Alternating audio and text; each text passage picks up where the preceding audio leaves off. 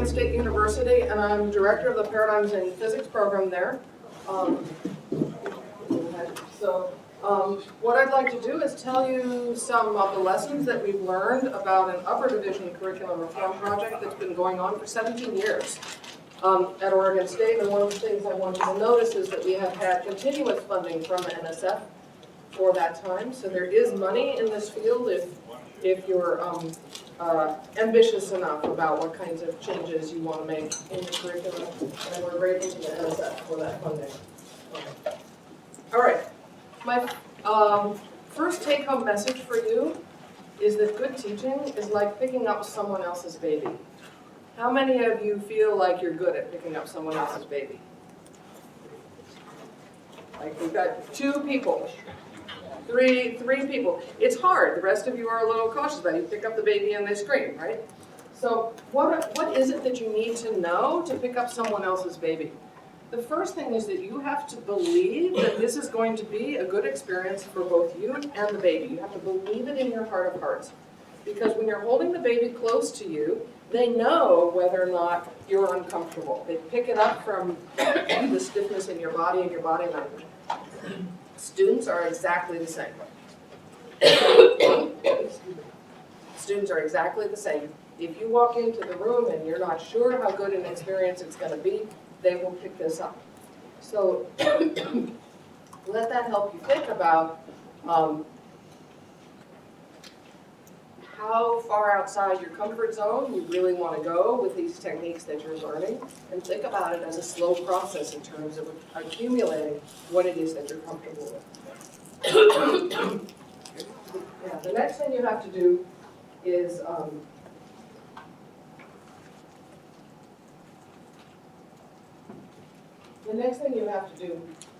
hold the baby firmly so that they feel safe. And that they know that you're in control, and the same thing again is true in the classroom. The students have to feel safe in that environment, and they have to know that you will protect them. And then you need to engage the baby's attention with something which is fascinating.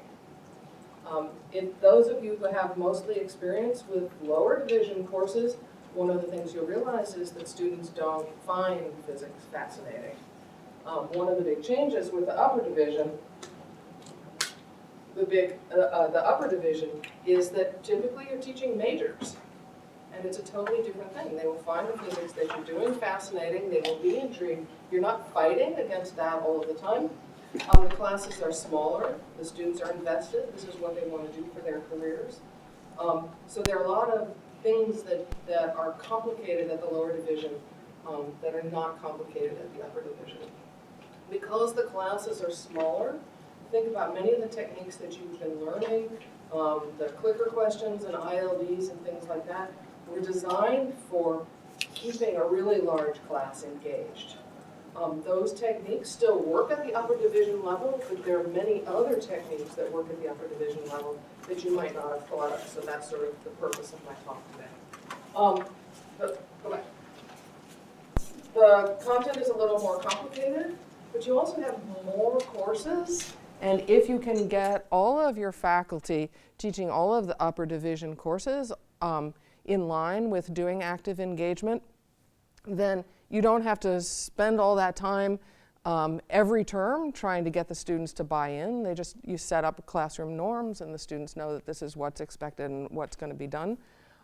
You also have the opportunity to spiral with the content and see it kind of over and over again, and you can be very thoughtful about that at the upper division level.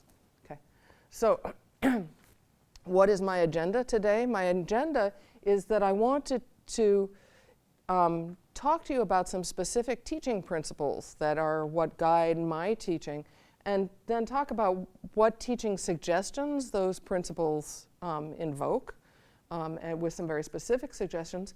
And I also want to model for you and discuss some different types of activities that are, and I'm specifically going to try and avoid those kinds of activities that you've learned about from the lower division, because I want to teach you some new ones.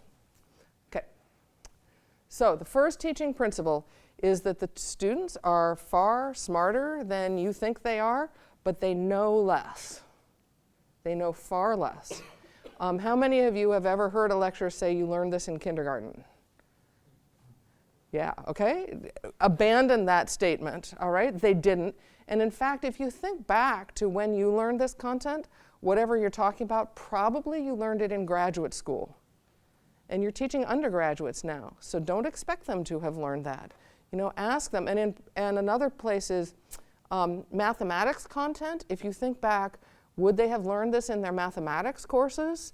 Typically not. We pick up an awful lot of normative behavior about mathematics problem solving actually from physics courses, not from mathematics courses. It's worth looking in a mathematics textbook to see whether that content really is there or not, or talk to your colleagues. Another thing that I find very helpful is to keep a list of surprising things that students don't know. One of the first things that surprised me about students is that a number of them think that 0 is not a number. It means that the measuring device is not turned on. And it's only a couple of students, but if you watch for it, you'll see that one. So things like that.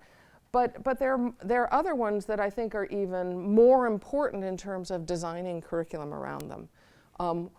An example of that is that students, because they've taken 14 years worth of mathematics courses, for which they have an x-axis and a y-axis, and they never have to think about that, your students coming into the junior year typically don't think about what the axes are.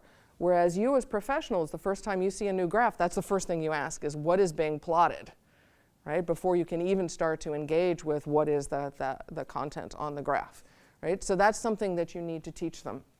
So one of the places where we address this directly is in our quantum mechanics course. We ask the students to calculate the probability density of a quantum state on a ring, right? And in terms of time, this is the graph that we most often show them. But what does that persuade them? It persuades them that somehow on the ring, the particle is going like up and down somehow. And it's not. If you're saying a particle is confined to a ring, then it's confined to a ring.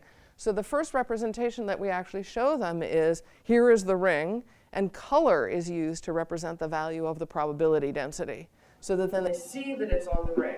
And it's not until they start getting impatient with the fact that they can't read numbers off of color very well, that they start saying, well, couldn't we then use some other axis to represent the value of the probability density, that we show them either this representation, or first this representation, and then this representation. Once we establish with the quantum particle confined to a ring, we then go on to the rigid rotor problem.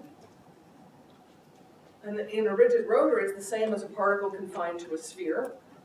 And things are functions only of theta and phi. And so again, we use color. And so we represent the spherical harmonics in this way. All right, with color on the sphere, rather than the normal polar coordinate plots. Because the students confuse the polar coordinate plots of the spherical harmonics with the actual hydrogen atom wave function. So we show them this.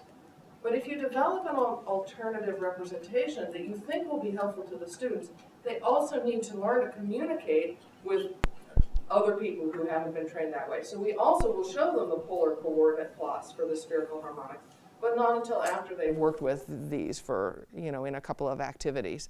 And then they can start to help them learn to interpret it.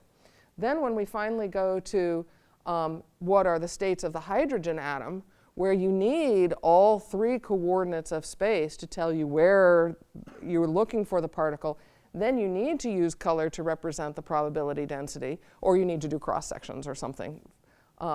Then the students are used to the idea that the probability density is being recorded as color.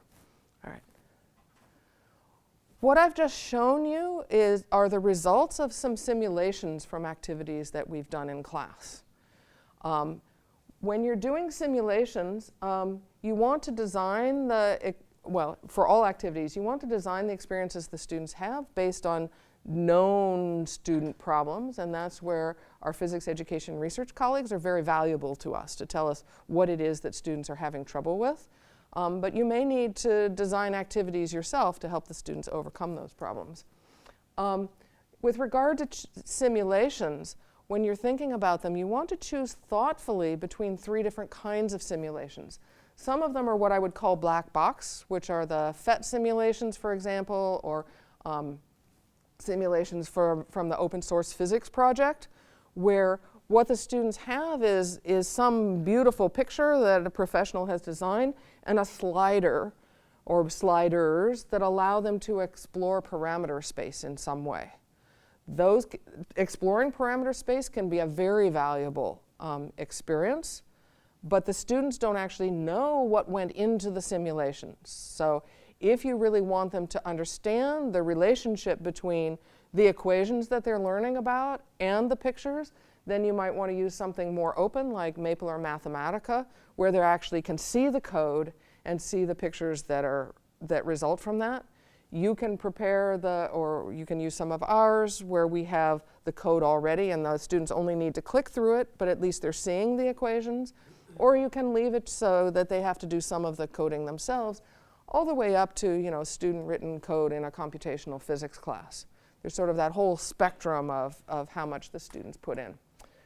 Whatever you do with simulations, the thing that you need to worry about is the same as the ILD people were talking about this morning. Avoid just showing the students a beautiful picture and having them go, ooh, that's a beautiful picture.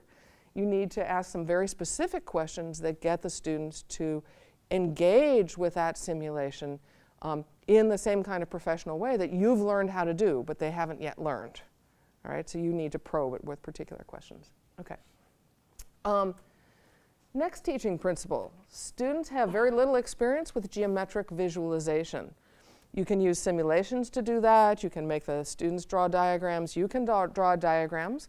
But there's yet another method that I want to demonstrate for you, and that is to use kinesthetic activities to tap into the students' embodied cognition. They're actually using a different portion of their brain to figure out where their bodies are in space. And when you engage that, it gives them a richer experience. So I want all of you to stand up.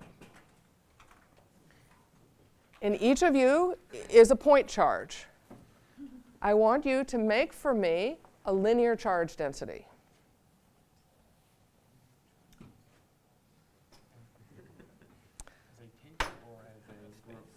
As a one big. Anything you want. All right. So I'm seeing people here in a straight line, and I'm seeing people there in a straight line, and I'm seeing, you're trying to be. Do you have to be in a straight line to be a linear charge density? No, you could be a curve, but a linear charge density could have a couple of little pieces, so you could be in separate tables, okay, but you could curve. Okay, make for me a non-constant linear charge density.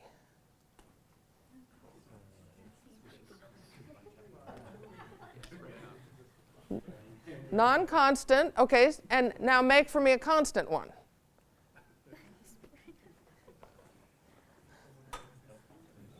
All right? You guys didn't move. For the non-constant one. Okay, but now you've got one constant here and maybe another constant. What do you have to do to be a constant linear charge? Now all of you are able to interpret this anyway. But you see what happens when you do this is that the students start having questions. So they start to ask, do you mean this or do you mean that? The purpose for doing this is to define the vocabulary for the students. So let them ask their questions, and it doesn't matter what you answer, but help define them. Then we can talk about measuring it. Students have, again, 10 years or something worth of experience with constant volume mass densities. Constant volume mass densities. And they've done one problem in a mathematics class with a non-constant density once they learned calculus. All right? They've never done anything with linear densities or surface densities, only volume densities. They don't even know, so what's the difference? How would you measure it, right? So I can take a 2-meter stick and I can say, what is the density here? It's 3 charges per 2 meters, which is 1.5 charges per meter. We can talk about how do you measure it. We can talk about the fact that to measure it, I actually need to take a 2-meter piece and then divide, but there's a limit process in there. I can talk about discreteness. You guys, are not a linear charge density. I mean, you're not a constant one. I'd have to smoosh you out, right, and smooth you out. You can talk about the idealization. You guys are not all the same charge. You're actually three-dimensional, not zero-dimensional, right? All of that can then make this really rich conversation that you can have with the students. Okay, thank you, sit down. I also want to point out that one of the advantages of kinesthetic activities is that if you're teaching in the hour after lunch and the class is asleep, getting them to stand up and move around wakes them up. Don't underestimate the pedagogical advantages of having your students be awake in class. They learn more, guaranteed. Okay.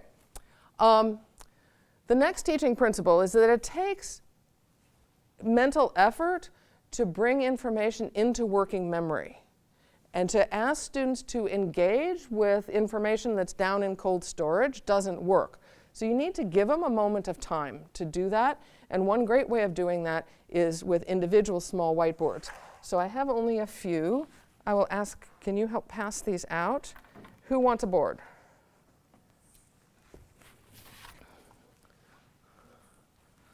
Sorry, I don't have one for you. Oops. All right. So now, what are you all thinking about? You're engaging a whole lot of your brain trying to decide whether or not you want to have a board. Some people really want to have a board, some people don't. Your anxiety levels for some people has risen, right? But also, some of you are struggling with the unfairness. You wanted a board and you didn't get one, right? Do you want your students engaged thinking about all of these things in the class? No, you want them thinking about physics. So what you want to do is have a board for everybody. So I actually have other boards. So pass those around. Everybody can have a board. Here's some more.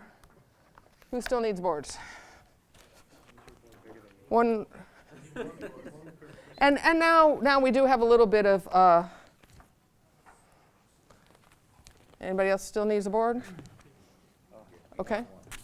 All right, so now all of you are involved and things are equal, and I would never have given you two different size boards if I wasn't trying to make that point, all right? So, on your small whiteboard, I want you to write down something that you know about the dot product. Does it have to be mathematical or just Something you know about the dot product.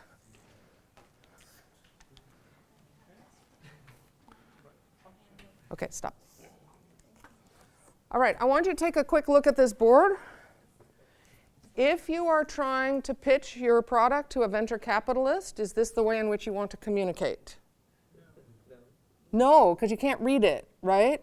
So active engagement also gives you the opportunity to give little professional development messages to your students, teaching them how to talk loud enough and how to write large enough. So please write large enough that I can pick these up and hold them up to the class and everybody can read it. So please write larger, write bigger, use the whole board. Oh, you think you don't have erasers, but you do. Paper towels, Kleenex. Who needs high-tech erasers? They work really beautifully as long as you use them right away. do we need to write anything else on it? Can we use the entire surface? You can use the entire surface.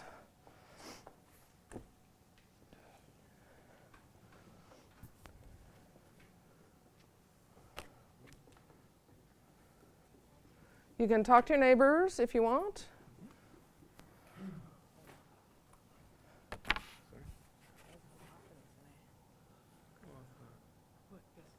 Your board, please.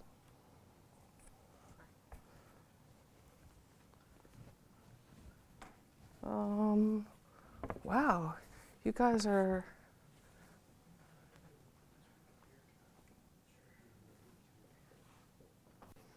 multiplies parallel components of vectors.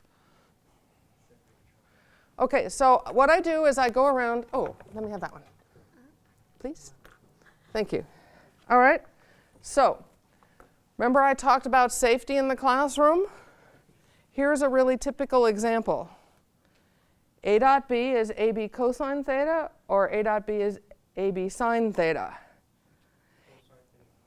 If you teach dot product and cross product on the same day, students will forever after not remember which is which. Teach them on separate days, but also make the use of small whiteboards safe. You can make it safe by anonymizing it. I collected the boards, and now we can talk about right answers and wrong answers without necessarily embarrassing somebody. Later on, once the students get used to the fact that everybody is wrong in my classroom most of the time, then we can start asking people to stand up and defend their answers and get a discussion going. But at the beginning, do this. The other way to make it safe in the classroom is insist that everybody writes an answer, but they can write a question mark. So if they really don't remember, they can signal to you, or if they really don't know anything about that, or if they don't understand your prompt. And sometimes I'll look out, I'll walk around, and there's this sea of question marks, and then I can say, oh, there's a sea of question marks. What's wrong here? And it's amazing they can tell you. Well, you use this word, and we don't know what that means, right? Now imagine if you were doing Socratic questioning and you ask and one person answers because they understood the definition of that word, right? And the whole rest of the class is not understanding even what you're talking about, and you have no way of knowing that. This is your way of knowing that, all right? What are some of the other boards that we got? Here's a picture of taking a projection. Here's a dot product multiplies parallel components of vectors. You use it when you want to take the component parallel to another vector. The dot product is a scalar. Look at all the different things that you know about the dot product. It's important that you know all of these things. Students feel like if they know one thing, then they're done, right? But you know you need to know all of these things. Look how nice a quick review we did of the dot product. I could have said all of these things in a lecture, but now the students are invested because they were answering. They want me to pick up their boards, right? Can you do this on a piece of paper too? Like write down their answers on a piece of paper? You can, but you know, if you go to Home Depot and say, give me some of that shiny white showerboard stuff, they'll sell you an 8x8 piece that you can cut up into these for $10. And the advantage of this is, first of all, pieces of paper, it's hard to hold up a bunch of them at once. Hard for you. It's hard for them to write dark enough that anybody can see. Of course you can write on a piece of paper. Absolutely you can. There are advantages. Can you what? So I just modeled for you what I did. I collect some subset of them and I hold them up, or I make them stand out. I do all kinds of things. You can do anything you want. You know, it's your classroom, right? All things work. Find what works for you. Here's another example. A dot B is AB cosine theta, or it's AI BI, the sum of the products of the components. Here's an algebraic definition. Here's a geometric definition. Your strength as a problem solver comes from your ability to go back and forth between different representations. All right, and this is an opportunity to confirm that.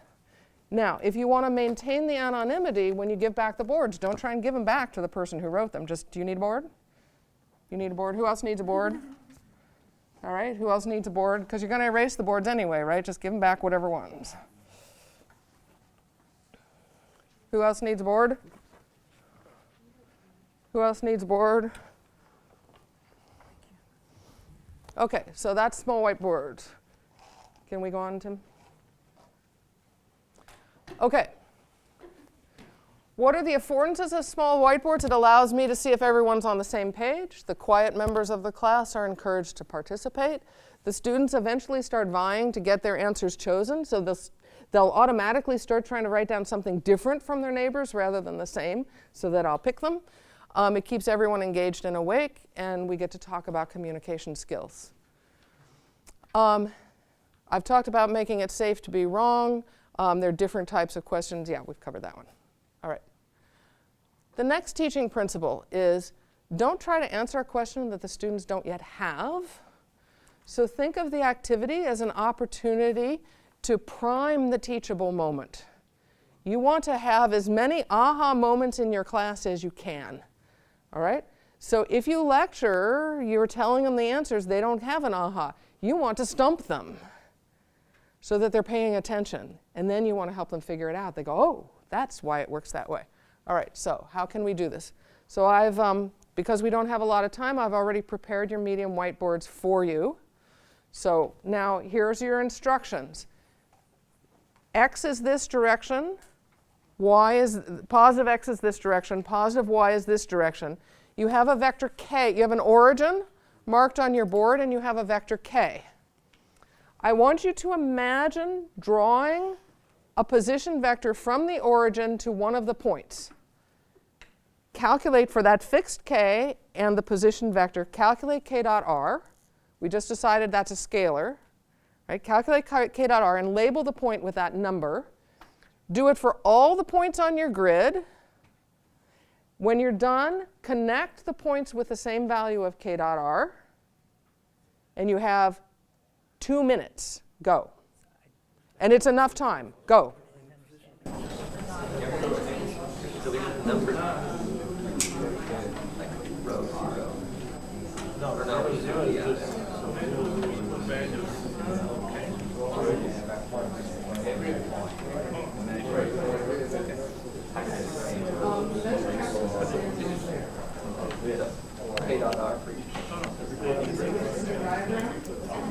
Turn around, show it to them. Again, a professional development opportunity. Get your students to make sure that they don't have the background on their classroom, that everybody can hear. All right, next group.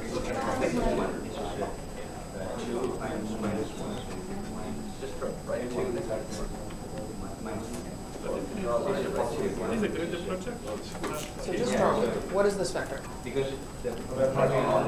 That's your R. Okay, so what is K dot R?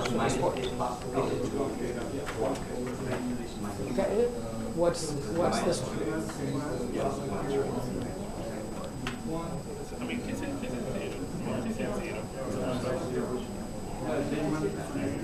How are you doing?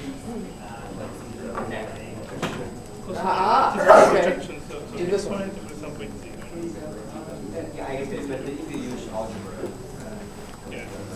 Are you using the algebraic or the geometric? Okay, that's hard because you don't know what the angles are and you don't know what the cosine is. Okay? You can choose projections, but I would suggest you try the algebraic definition. Okay? What are the components of this? Right, go. You guys are not good. Okay. Are you guys using the algebraic or the geometric definition? Who's using the geometric definition with a cosine of theta? You're using a cosine of theta? Or are you using the components? Use the components. This is a place where using the components really helps.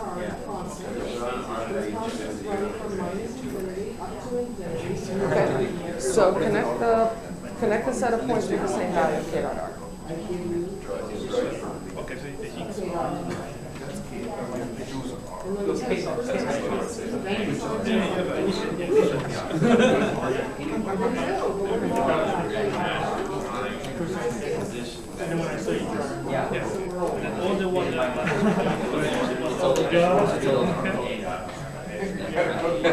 Okay, pause.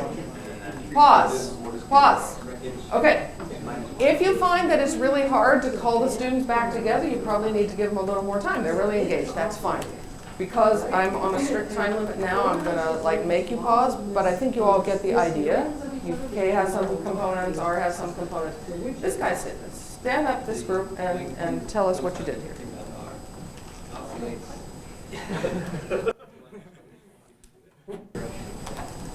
Okay, all right, so when we do inner product, basically whatever out of you bracket just did something the students are totally incapable of doing. only that component has a value and value. What's happening So on whatever the dot in the same line, their components along K will be the same. So each of the dot will have the same Yeah, it was before. all products modified. So before we took the cosine, it was going from minus the infinity to overlap with infinity. origin Yeah, it's going zero. from minus 1 up to 1 and minus 1 and 1. to. And I can't even talk about it without Yes, going like right. this. Nothing is waving around, okay?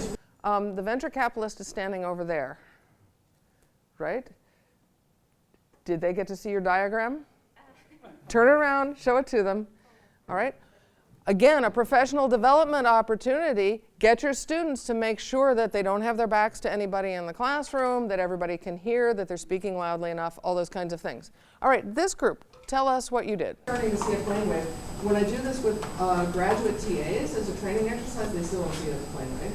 All right, but they start to see that it's traveling, right? So now what's happening, and you can talk about the sign and which direction is it? It's going in the direction. Okay. So- but now these constant values So we are worked out going in the direction. And then what was the, when you so say we E0, chose. now we've got a so we used vector, the dot like constant here. vector on each plane, unit whose 1, magnitude is and then scaled by worked out what was cosine the of k amount, dot r, uh, and they're of- traveling of off the in the product. direction of k, and now we have plane waves.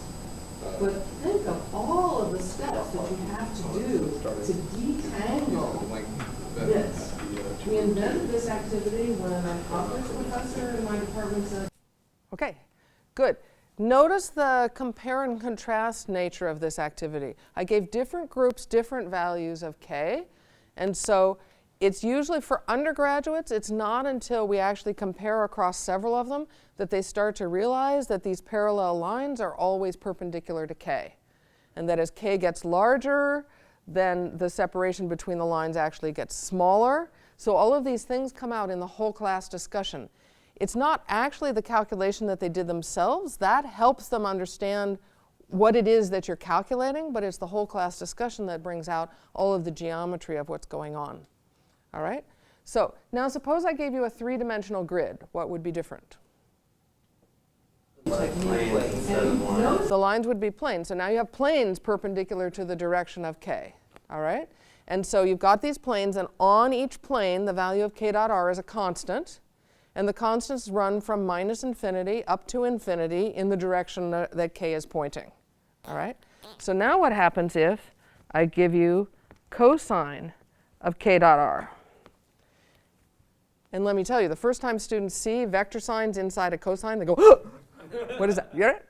And then you say, oh, but what do you know about k dot r? It's a scalar. So this is cosine of a number, so we're okay. So now what happens?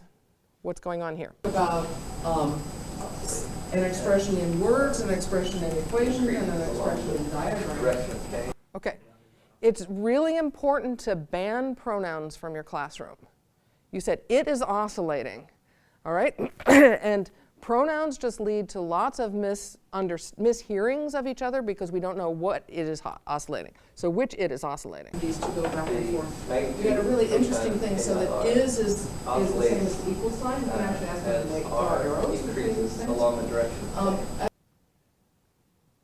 increases along the direction of k. Okay, so you just did something that the students are totally incapable of doing, which was turn this nasty equation into geometry. What's happening on the planes? It's a constant, the value of cosine of k dot Some r of is us constant. tend to have really abstract. Yeah, but it was before we took cosine. So before we took the cosine, it was going from minus infinity to infinity. Now it's going from -1 up to 1, down to -1 again. And I can't even talk about it without like going like this, except that nothing is waving around. All right? It's really important to help to understand. There's just constant values on these planes, but the values are reflecting the values of cosine of k dot r. All right? So now what happens if I say cosine of k dot r minus omega t?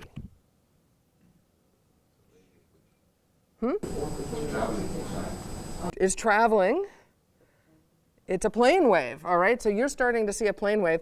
When I do this with graduate TAs as a training exercise, they still don't see that it's a plane wave, all right? But they start to see that it's traveling, right? So now what's happening, and you can talk about the sign and which direction is it? It's going in the direction of k. But now these constant values are going in the direction of k. And then when you say E0, now we've got a vector, a constant vector on each plane whose magnitude is scaled by cosine of k dot r, and they're traveling off in the direction of k, and now we have plane waves. But think of all of the steps that you have to do to detangle this. We invented this activity when an optics professor in my department said the optics students don't know what is planar about a plane wave. All right, it's my favorite activity of all time. So thank you for joining me with it. I have 7 minutes. Okay. All right, so with these medium whiteboards, you have the opportunity to develop and practice problem-solving strategies. You can compare and contrast answers across the room. Students get to practice giving little mini presentations, and you can discuss synthesis and evaluation and decision-making. All of these things happen really naturally in this particular context. Okay. We've discovered that effective activities like this are best if they're short, if they have at most 3 questions, if you ask different groups to apply the same technique. And notice that I didn't let you go for very long. I knew that some of you were going to get hung up trying to use the geometric definition of the dot product and not know what to do about the cosines. So I stop people quickly and I say, which are you using? So I interrupt a lot. It's not like lab mode where the students go and take data and then they go home and they don't even expect to think in the classroom. You have to establish a different set of classroom norms. All right, next. Okay. To become good problem solvers, students must learn to move smoothly between multiple representations. All right, and so you need to generate activities that make them do that. One example would be to talk about an expression in words, an expression in equations, and an expression in diagrams. We think that if you probe in terms of equations, students will answer in terms of equations. If you probe in terms of language, students will answer with language. You can go back and forth, but you'll notice if you look carefully, they don't. So you need to give them the opportunities to go back and forth. We had a really interesting thing, so that is the same as the equal sign. You can actually ask them to draw arrows between these things. I had a very interesting thing happen once when I drew an arrow between total amount and the integral sign. And the student goes like, oh, total amount. And I said, you know, didn't they tell you that in your calculus class? They said, no. In my calculus class, they told me it was a sum. Sum was to him a really abstract thing. It wasn't sort of summing up. It wasn't at total amount made a difference to him. All right? So you never know sort of like which language is going to help out which student. Okay, let's go on. Here's a multiple representations activity that we actually give for homework in a quantum mechanics class. So we have different things that you can calculate, a Hamiltonian, an eigenstate, the coefficients, but we have different representations, kets, functions, matrices, and we give this to them with some of the things filled out and not other ones, and then we ask them to translate back and forth between the representations. Students doing this, we give them a really big table. The students always hate it. They refer back to it. They said, that horrible table. But they say, make the students do it next year. It's really worth it. It takes forever, but it's really helpful. So, okay. Stand up again. All right. Students don't know what complex numbers are when you get to quantum mechanics. So your left shoulder is a point in space. Go like this. That's the complex plane. Here's the real axis. Here's the pure imaginary axis. Left arm. If you use your left arm, then you're looking at the complex plane. All right? So now, show me what 1 minus I is. Your right, Your left arm's the complex plane. Your right arm isn't anything. Here's the real axis. Here's the pure imaginary axis. So here's the number 1. Here's the number I. Where is the number 1 minus I? 1 minus I. So the real component is positive, the imaginary component is negative. You should be at 45 degrees. All right? Now, pick a partner. Quickly. Pick a partner. And now we're going to do a pair of complex numbers. How hard is it to pick a partner? Okay, the person standing on the left is the top number in a pair of complex numbers in a spinner. Give me the next slide. And the person on the right is the bottom number. Show me this quantum spin-a-half state.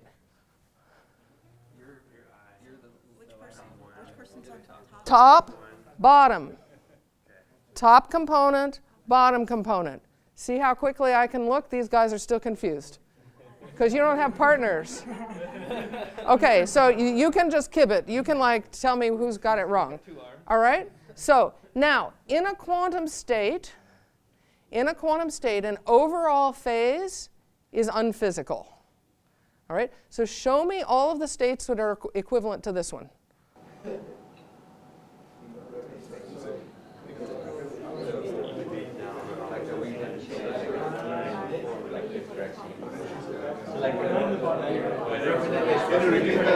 Okay, pause. Pause. Sit down a sec. You can sit down. The overall phase doesn't matter. So multiplying something by a phase in the complex, by a phase just rotates it in the complex plane. But if you rotate a state like this by an overall phase, you have to rotate together. Yeah. All right? So I can very quickly look out and see who's getting that idea and who's not. All right, go on. Go on. All right. Important message. As you move from lecture with Socratic questioning over to active engagement, the following thing is going to happen to you. When you're doing Socratic questioning, people raise their hands and they answer your questions, and your brain is summing up over the knowledge that exists in the room. And the impression that you get is that everyone knows everything. When you go to active engagement, you're getting all of these questions. The impression that you get is that no one knows anything. All right? And this happens to everybody. And you say, well, it used to be everybody knew everything, and now nobody knows anything. This is failing. You have to realize you're running a different experiment. Right? You're running a different experiment, and so you expect the results to be different. Okay. Don't forget that lecture is still important. In lecture, the instructor gets to paint the big picture, cover lots of things fast, model professional communication skills.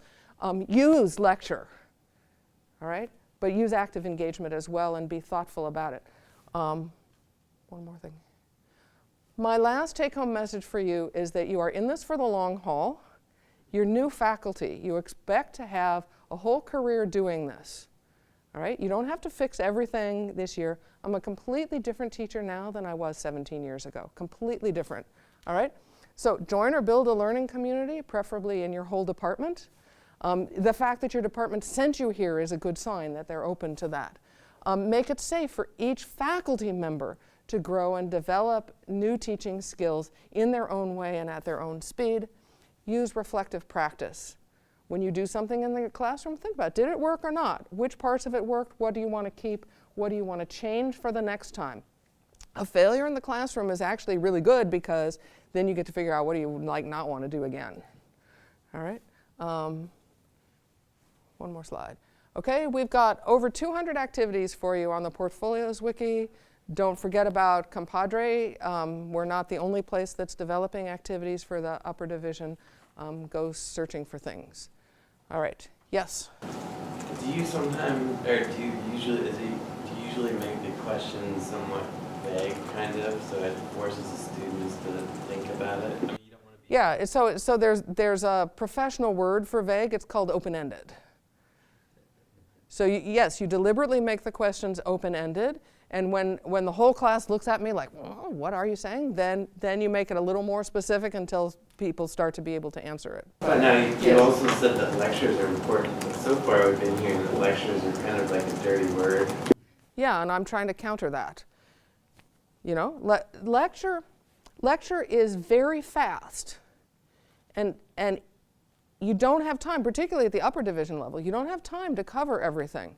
If the students can get it from lecture, then lecture. Go for it. What you want to do is save the activities for those things that, in your experience, no matter what you say in lecture, the students just don't get it. And typically it's because there's something subtle about it that they're not realizing that, and it just like goes by too fast if you lecture. So you make them try it in the class and they get stumped. And then when they're stumped and they see what it is that's subtle, then you can go ahead, in fact, and give a mini lecture. And you can still do some telling, but now they know what it is they have to attend to. What do they have to pay attention to understand that thing? All right, so I never lecture, well, no. Once a week, I lecture for an hour. Right? The rest of the time, I'm breaking up. I'm doing lots of little mini lectures interspersed with activities and small whiteboard questions and simulations and whatever is, I think, will most help the students get that thing. Yeah. So thank you very much.